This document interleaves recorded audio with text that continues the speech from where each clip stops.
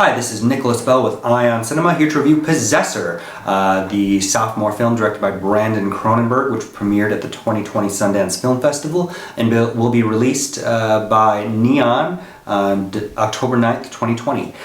So of course, this is a very interesting, strange film. I guess one would say a psychological thriller, but it's more of macabre, elaborate piece of art, I think. Andrea Riseborough stars as Tasia Voss, who is this corporate agent for the secret organization that utilizes contract killers with brain implant technology. So Tasia is this assassin who, when a contract comes in, her consciousness is implanted into a host that is used as the physical killer of the target, and after that is successful, the program is designed that she kills the host just as her consciousness is being put back in her own body. Of course, this is a time issue because she can't spend too much time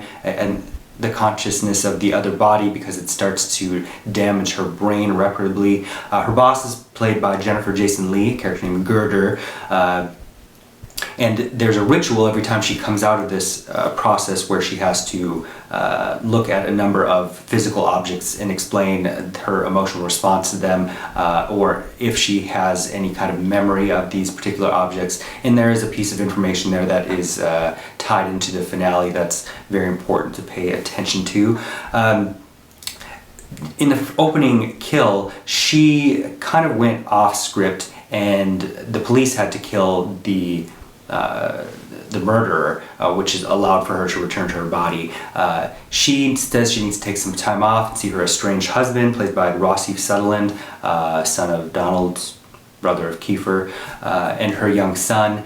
She goes home, has a sexual interlude and has strange violent fantasies while she's having sex with her husband, and immediately calls her boss and says I'm ready to come back to work and get busy with this very big contract the corporation just received, where she will be hired to kill this important business magnate who owns a data mine and his daughter through the host of a man named Colin Tate, played by Christopher Abbott. Because Christopher Abbott is this blue-collar person who started dating Tuppence Middleton, the daughter of this corporation manager who kind of hates that and has him in a demeaning position within the company. So the whole plot that's outlined for this contract to transpire is because this man will be emasculated by dating this woman, and etc., etc. So that all kind of goes according to plan, except that just as the first assassination indicated, she doesn't want to leave behind this host, and she doesn't. She can't kill herself. And so the third part of the film is really an abstract visualization of how these two consciousness are trying to keep control of this body, and what transpires is a very interesting tragic circle of fate that's much like a Greek tragedy, and has a lot to do with what we come to find are Tasia's wish fulfillment and also her boss's manipulations of things behind the scene that are a lot of fun. Jennifer Jason Leigh, of course, worked for Cronenberg's father in the 1999 film Existence, so she's interesting casting.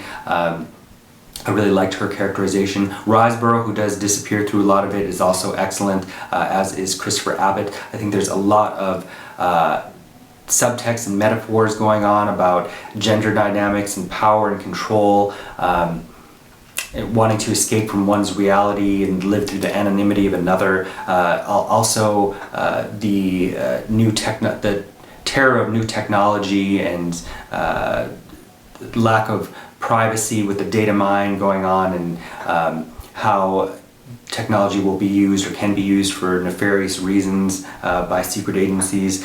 The core idea is not innately new. There are films like The Hidden with Kyle MacLachlan and Michael Nouri from the 80s, or even that Stephanie Meyer's film The Host kind of plays with ideas of hijacking someone's body with consciousness to for ill means. But I don't know, this is the second time I've seen this film. I had a much warmer response to it than Brandon Cronenberg's first film, Antiviral, which is also a film with a lot of interesting ideas, but I felt very cold and estranged by. Besides the cast of this one, the score by Jim William, who has done a lot of Ben Wheatley scores, and also some excellent cinematography from Karim Hussain, who also just shot Jay Baruchel's Random Acts of Violence. I'll make this worth a look, and hopefully it won't be another 8 years between Cronenberg's next feature. Overall, I'll give this film 4 out of 5 stars. Thank you. Hey, this is Eric from IONCINEMA.com. If you want to support us, subscribe below. For more reviews, interviews, film festival coverage from Sundance, Cannes, Toronto, you want to check out these guys on this side.